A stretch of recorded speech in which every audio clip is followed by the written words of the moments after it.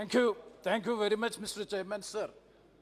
Sir, this is the time by which the members are getting an opportunity to refresh the valuable memories of the past experience which we had in the parliamentary system of India. Sir, today we are saying goodbye to this parliament building and moving to the newly constructed building. Sir, it is very sad to say that to leave this house is intolerable as far as person like me is concerned. Sir, the political legacy, the legislative legacy and the historic legacy of this building can never be equated with any modern structure which we have built, though we are having much better infrastructure facilities. So anyway, we are thankful to all the opportunities which we have received out of this chamber or out of this parliament building, and we would like to refresh that memories at this juncture, and I am thankful to the Honorable Speaker as well as the government for affording such an opportunity to refresh the memories of our parliament experience. Sir, we are indebted to the framers of our constitution, members of the Constituent Assembly. Why? Because the lengthiest drafted constitution, written constitution framed by the framers of the constitution, that is the members of the Constituent Assembly, we, the generations, after generations, are indebted to the framers of the constitution. Why? Because all the legislations of the independent India is on the basis of the constitution. That is the first legislative document is the Constitution of India. In independent India, the first legislative document is the Constitution of India. So definitely we are committed and dedicated and indebted to the forefathers or the framers of the Constitution. I know if you go through the procedure and practice of the Constituent Assembly, each and every article of the Constitution was well discussed, and each article after discussion at the time of adoption was replied by Dr. Baba Saheb Ambedkar and clarified the position, then only it was accepted. That was the precedent and the convention which we have started at the time from the Constituent Assembly. So still we want to continue it. And also the Constitution provides us for a parliamentary system of governance. Sir, according to me, as far as India is concerned, such a pluralistic country, having unity among diversity, this is the best solution. The parliamentary system of governance is the best solution as far as India is concerned. So coming to the back, sir, if you go to the history of Indian Parliament, I would like to say that definitely it is in December 1946, if you examine, Pandit Jawaharlal Nehru presented the objective resolution in the Constituent Assembly, which became the foundational document of the preamble, which declared equality, liberty, fraternity, justice, economic, social, and political freedom of opinion, conscience as the goal of free India. Sir, it was Pandit Jawaharlal Nehru, or it was the Nehruvian vision which animated the Constitution along with the intellectual outputs of Baba Saheb Ambedkar. Sir, during the past 7.5 decades, almost all the time, if you critically examine, the federal structure of the country is under threat.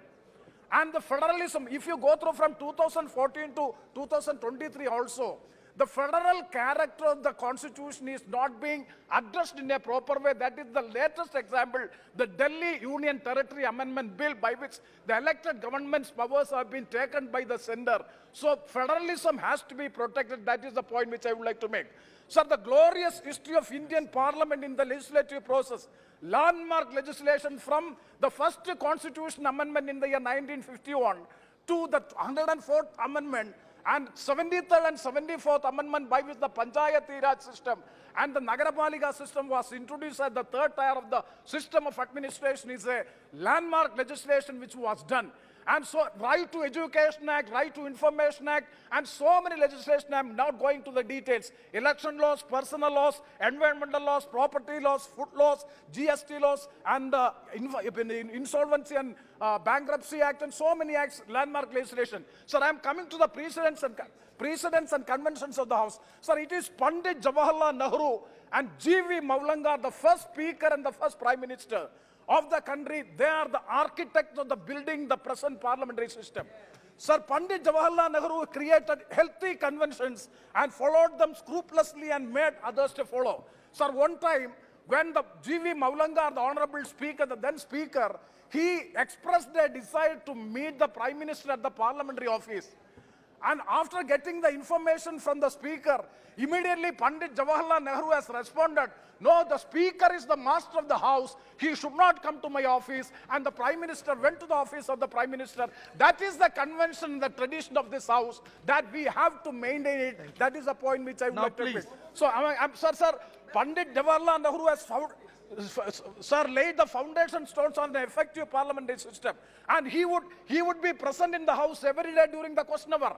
Whenever the minister makes a wrong answer or an unsatisfactory answer, the Prime Minister will stood up and correct the answer of the minister. That was the tradition and the convention. Sir, please, 2 minutes more to my experience also. And also, sir, opposition, the role of opposition was well respected by Pandit Jawaharlal Nehru. When A.K. Gopalan was speaking from this side, he was present, the Honorable Prime Minister. So that healthy traditional conventions and the precedents, that is the strength of Indian parliamentary democracy, that is to be protected. Sir, now I am coming to my parliamentary experience just for 2, 3, 4 minutes. Sir, sir, 1 minute. Sir. Time is running sir, fast. Okay, sir. Sir, I have come to this house in the year 1996, in the 11th Lok Sabha.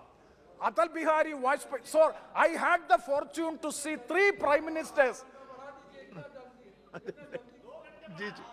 जी ठीक है okay. Thank you. Thank you very much, sir. Sir, just 2-3 minutes. Just I will finish. Sir, my experience. Sir, when I came here first time in 1996, I had the opportunity or had the fortune to see 3 prime ministers within 19 months. First Atal Bihari Vajpayee ji, then Devagowda ji, and then Inder Kumar Gujral ji. Sir, at that time I was very much afraid and having the apprehension of how to address the House. Sir, see in the 11th Lok Sabha, the stalwarts. Sir, if you see the P.V. Narasimha Rao, the former Prime Minister, Chandrasekhar ji, Arjun Singh ji, L.K. Advani ji, and also Vajpayee ji, and Indrajit Gupta, Somnath Chatterjee, Chitta Basu, Biju Patnaik, Murai Salimar, and stalwarts were in the House. So when at the time, immediately after the 13 days of the Prime Minister Atal Bihari Vajpayee ji, the confidence motion was there. At that time, my party had 5 MPs. I was the chief whip, so I got the opportunity to make the maiden speech. Sir, after my speech, when P.S. Sakma ji was the speaker, and I got 12 minutes out of 5 minutes. It was extended after 12 minutes. Everybody congratulate. What I would like to mention is, when I went out of the house, out of the chamber, the Honorable Prime Minister Atal Bihari Vajpayee, he was coming opposite to my direction. He just nodded my shoulder and said, well done, keep it up. That was the democratic temper which he has shown during the time of Vajpayee ji. So that was the inspiration that we got, and because the encouragement. Also, I would like to mention regarding Arun Jaitley ji. So we had series of debates with him, and how the way he is accepting our arguments. One day when we discuss about the money bill, I still remember, and he disputed my point, my argument, and the next day he said that I referred the books and had the homework, and to my information, after studying what I said is correct, and that type of appreciation has to be maintained. And I would like to, sir, the last point which I would like to make. So since the rules of procedure and practice has to be amended so as to ensure the smooth functioning of the House. Once again, I take this opportunity to express our sincere thanks, and with these words I conclude. Thank you very much, sir.